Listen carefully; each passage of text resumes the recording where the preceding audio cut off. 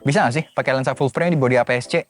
Ya bisa aja, kenapa enggak kan? Tapi kalau pertanyaannya, apakah hasilnya jadi lebih bagus? Ini jawabannya iya dan enggak. Karena jawaban dari pertanyaan ini sebenarnya tuh lebih tergantung sama lensa yang dipakai. Misalnya lensa full frame 50mm f1.8. Kita bandingin sama lensa APS-C Sony 1655mm f2.8. Kira-kira bagusan yang mana?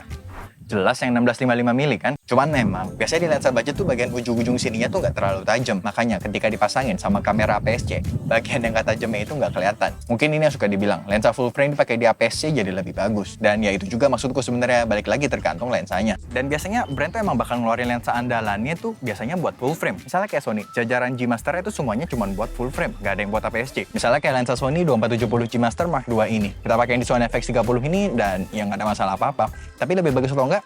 Tergantung. Karena crop factor-nya, lensa ini tuh jadi kayak 36-105 mili. Bahkan kalau ditambah active stabilization, focus breathing compensation, clear image zoom, jadi kurang lebih di sekitar 175 mili. Jadi kita dapat 36-175 mili dengan optik yang bisa dibilang salah satu yang terbaik dari Sony sekarang. Berarti, sekarang kita udah sepakat ya, sebenarnya tergantung lensanya. Tapi memang, biasanya sebuah brand itu ngeluarin lensa andalannya buat kamera full frame. Yang berarti, optik yang bagus banget itu pas kita pakai di kamera APS-C, kita perlu hitung tuh equivalent crop factor-nya. Yang mungkin nggak masalah ya, pas kita perlu angle yang lebih ngezoom. Tapi pas kita perlu angle yang lebih wide, nah mungkin itu baru agak sulit. Dan in case nggak berasa, kita udah ganti ya, dari lensa 2470mm ke lensa Sigma 16mm. Gimana? Berasa nggak bedanya? Berarti kita udah mengestablish ya, kalau semuanya itu sebenarnya ya balik lagi tergantung sama lensanya. Tapi kalau memang pengen mulai invest ke lensa full frame, ada beberapa hal yang pasti dipertimbangin.